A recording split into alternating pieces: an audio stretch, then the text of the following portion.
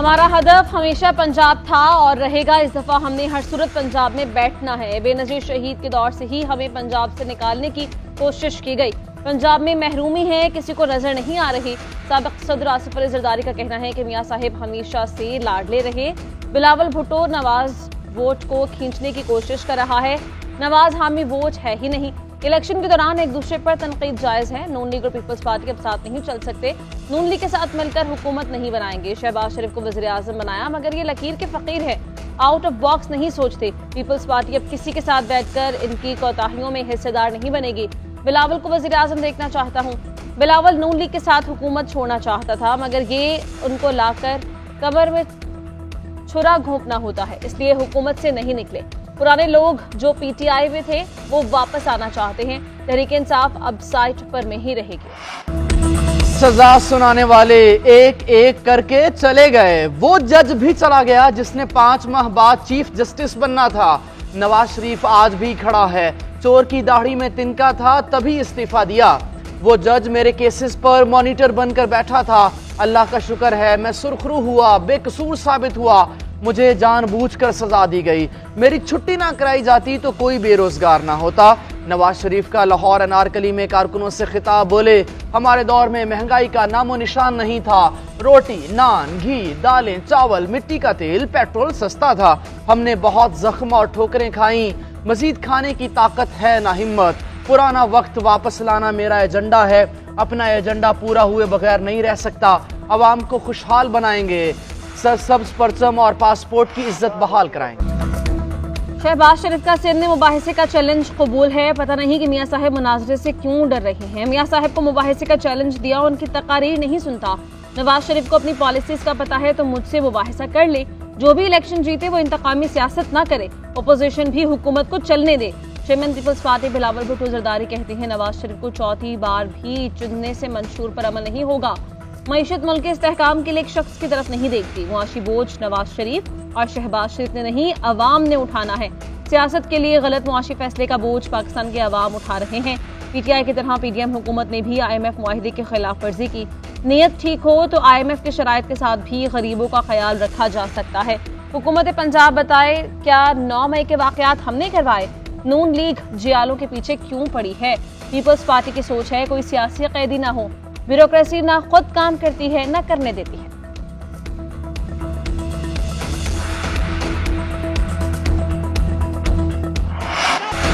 हम 28 मई वाले और वो 9 मई वाले लोग हैं। 8 फरवरी को 9 मई वालों को मुल्क से बाहर फेंक देना है। मरियम नवाज का लाहौर में कारकुनों से खिताब। कहा नवाज शरीफ को बेटे से तनख्वाह ना लेने पर नाअहल किया गया। अवाम को वोट ना डालने दिया गया, फिर भी लोगों ने लाज रखी। नवाज शरीफ ने अवाम के लिए दुख उठाए। आज भी वो मुल्क को बहरान से निकालना चाहते हैं। लाहौर में घुस बैठिए आ गए थे। उनके पास दिखाने के लिए कोई कारकर्दगी नहीं।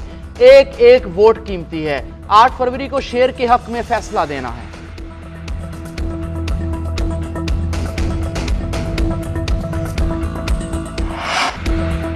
नौ मई का अंधेरा 9 फरवरी को छट जाएगा। मसाइल का हल सिर्फ नवाज शरीफ के पास है। अवाम नवाज शरीफ को चौथी बार वजीर आजम बनाए।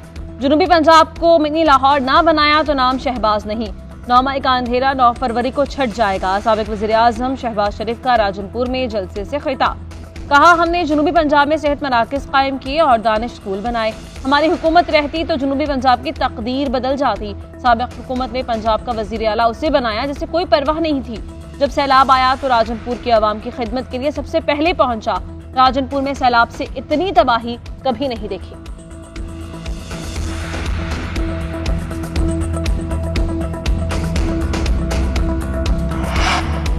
दहशतगर्दी मुश्तरका खतरा, बाहमी ताउन से निमटने की जरूरत है। बरादर मुल्कों के दरमियान किसी भी खलल डालने की इजाजत नहीं देंगे। Army chief general Syed Asim Munir की ईरानी वजीर खारजा अमीर अब्दुल्लाहियान से गुफ्तगू। सिपा सलार का दूसरी रियासत की खुद मुख्तारी और इलाकाई सालमियत के एहतराम की मरकजियत पर जोर। मुलाकात में 2 तरफा ताल्लुकात को मजीद मजबूत बनाने और फौजी राब्ता अफसरों की तैनाती के तरीक़ाकार को जल्द फाल करने पर इत्तेफाक। फरीकैन का करीबी राबते में रहने का अज़म। पाक ईरान सरहद पर तीसरा मुल्क दहशतगर्दों को मदद फराहम कर रहा है। ईरान और पाकिस्तान दहशतगर्दों को किसी किस्म का कोई मौका नहीं देंगे। मुश्किलात आरजी हैं, मसाइल हल हो जाएंगे। ईरानी वज़ीर ख़ारिजा की पाकिस्तानी हम मनसब से मुलाकात के बाद मीडिया से गुफ्तगू। जलील अब्बास जिलानी ने दोनों ममालिक के बेहतरीन ताल्लुकात खित्ते की सलामती के लिए ज़रूरी करार दिए। कहा, बॉर्डर पर तिजारती सरगर्मियां दोनों ममालिक के मफाद में हैं। बाहमी बातचीत से दहशतगर्दी के खात्मे पर काम करेंगे। पाकिस्तान ईरान का दहशतगर्दी डायलॉग दोबारा करने का फैसला। मौजूदा मुश्तरका मैकेनिज्म को भी बरूए कार लाया जाएगा। निगरान वज़ीर आज़म से ईरानी वज़ीर ख़ारिजा की मुलाकात। अनवारुल हक काकड़ का मुश्तरका चैलेंजेस से बाहमी ताआवुन और ताआवुन पर मबनी तरीक़ों से निमटने की ज़रूरत पर जोर। ईरानी सदर इब्राहिम रईसी को जल्द दौरे पाकिस्तान की दावत।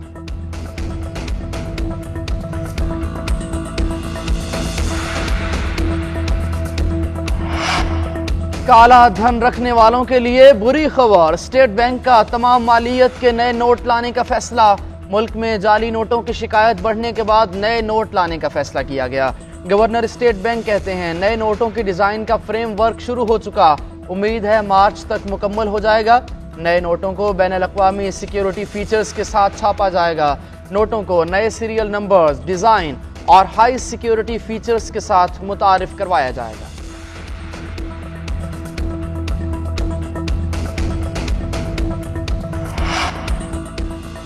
शराय सूद 22% पर बरकरार। स्टेट बैंक का मॉनेटरी पॉलिसी का ऐलान। गवर्नर स्टेट बैंक का कहना है कि ज़र मुबादला ज़खायर 8.3 अरब डॉलर हो गए। एक्सटर्नल अकाउंट की सूरत हाल बेहतर हुई। करंट अकाउंट खसारा 2022 में 17 अरब डॉलर था। मार्च में शराय सूद का दोबारा जायजा लिया जाएगा। महंगाई का दबाव अब भी बरकरार है। रवां माली साल महंगाई 23 से 25%, GDP की शरह 2 से 3% रहेगी। सनती ज़राई तरक्की के सबब GDP बेहतर रहेगी। आइंदा महीनों में महंगाई में कमी सख्त शराय सूद पॉलिसी के सबब होगी। आलमी मंदी में तेल अजनास की कीमतों में कमी का इम्कान है। हमारी माहाना दरामदात तकरीबन 80 करोड़ डॉलर बढ़ी हैं। हमारा मॉनेटरी पॉलिसी का रुझान सख्त रहेगा। हमारी तरफ से IMF से मॉनेटरी पॉलिसी का कोई लेवल तयशुदा नहीं होगा।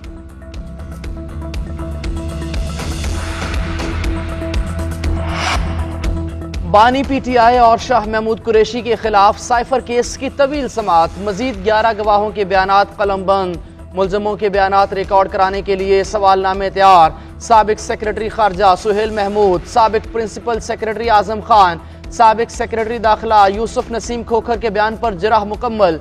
शाह महमूद कुरैशी का स्टेट डिफेंस काउंसिल के जरिए जराह कराने से इनकार। जज ने रिमार्क्स दिए, अदालत ने आपका जराह का हक खत्म कर दिया।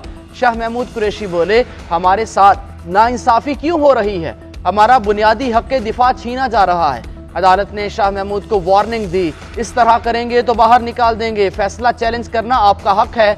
शाह महमूद ने कहा, इस तरह के ट्रायल की तारीख में मिसाल नहीं मिलेगी। तोशाखाना केस में बानी PTI और बुशरा बीबी के वकीला का जराह का हक खत्म। एहतसाब अदालत आज बानी PTI और बुशरा बीबी का 342 का बयान रिकॉर्ड करेगी। बानी PTI के वकील तब्दील करने की दरख्वास्त। वकील चौधरी अजहर अब्बास ने बानी PTI और बुशरा बीबी की तरफ से वकालतनामा जमा करवाया। प्रोसिक्यूशन की तरफ से मुखालिफत की गई। नैब वकील अमजद परवेज ने कहा, केस के इल्तवा की वजह से ताखीरी हरबे इस्तेमाल हो रहे हैं। 5 से 6 मरतबा गवाह अदालत आ चुके हैं मगर जराह नहीं की गई। उधर वकील शहबाज खोसा ने कहा, जराह का हक खत्म करने के इक़दाम को हाई कोर्ट में चैलेंज करेंगे।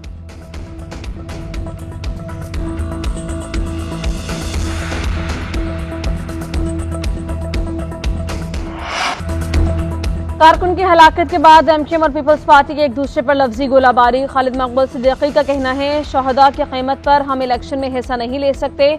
आखिरी 10 दिन में यही होना है तो बता दें ताकि फैसला कर लें। साथियों की लाशें उठाएं और मुश्किल भी ना हो।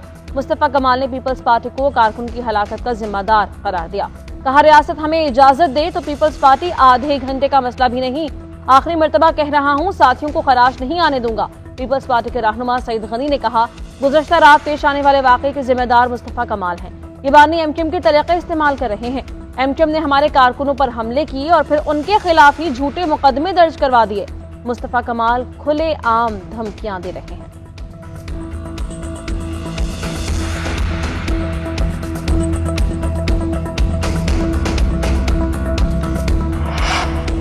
गलत फहमी पैदा की गई कि अदलिया पार्लियामेंट की उमूर में मुदाखलत नहीं कर सकती। जहां आईनी खिलाफ वर्जी होगी वहां सुप्रीम कोर्ट पार्लियामेंट का मामला देख सकती है। जस्टिस जमाल खान मंदोखेल के डिप्टी स्पीकर रूलिंग केस में दौरान समाअत रिमार्क्स। कहा, रूलिंग ये होना चाहिए थी कि तहरीक अदम एतमाद पर कार्रवाई 7 दिन के अंदर मुकम्मल हो। सुप्रीम कोर्ट ने डिप्टी स्पीकर रूलिंग केस के फैसले के खिलाफ असद कैसर की नजरसानी दरखास्त खारिज कर दी। बानी चेयरमैन पीटीआई ने नजरसानी दरखास्त वापस ले ली। जस्टिस मुनीब अख्तर ने रिमार्क्स दिए, तसल्ली रखें, डिप्टी स्पीकर रूलिंग फैसला स्पीकर या डिप्टी स्पीकर की जात के खिलाफ नहीं है।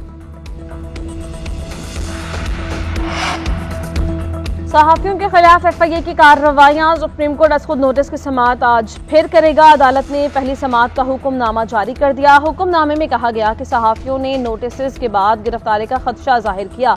अटॉर्नी जनरल ने यकीन दहानी करवाई कि ना मुकदमा दर्ज होंगे ना कार्रवाई होगी। सदर सुप्रीम कोर्ट बार एसोसिएशन भी मुआवनत करे। मामला बुनियादी हुकूक से मुताल्लिक है। कायदे आजम ने प्रेस की आज़ादी को अजीम करार दिया था।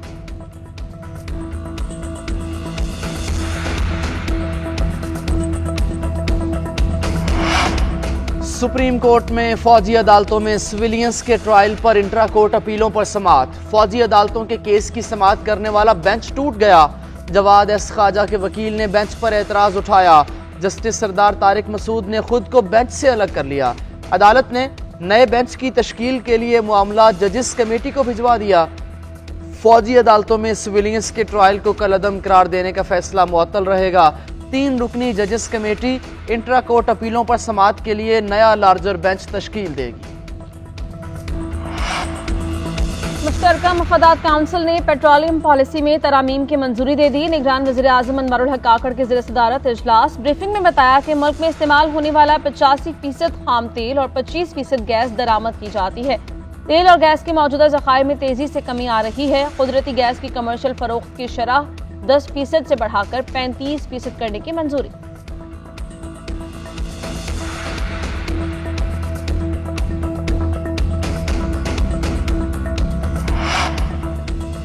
मुल्क का मालियाती खसारा 2.3% तक पहुंच गया। कर्ज अदायगियों में भी 64% इजाफा, 4,220 अरब रुपए हो गई। वजारत खजाना ने जुलाई से दिसंबर तक की मुआशी रिपोर्ट जारी कर दी। रिपोर्ट के मुताबिक NFC अवार्ड के तहत सूबों को 2,453 अरब रुपए ट्रांसफर हुए। दिफाई अखराजात 19% इजाफे से 758 अरब रुपए हो गए। विफाकी टैक्स आमदन 30% बढ़कर 4,469 अरब रुपए हो गई। सब्सिडीज की मद में 375 और तरक्याती कामों पर 152 अरब रुपए खर्च किए गए। सूडान और जनूबी सूडान के मुतनाज़े इलाके एबी में पाकिस्तानी फौजी अमन दस्ते और अस्करियत पसंदों में झड़प। बदीन से ताल्लुक रखने वाला सिपाही मोहम्मद तारक शहीद। पाकिस्तानी अमन फौजी दस्ते के भरपूर जवाब और अस्करियत पसंद पसपाई पर मजबूर हो गए। ISPR के मुताबिक 2 जख्मियों की हॉस्पिटल मुंतकली के दौरान ये झड़प हुई। अब तक आलमी सतह पर अमन की खातिर पाकिस्तान के 181 पैड कीपर्स अपनी जानों का नजराना पेश कर चुके। पाकिस्तान अक़वाम मुत्तहिदा के सरबराही में अमन के लिए काम करता रहेगा।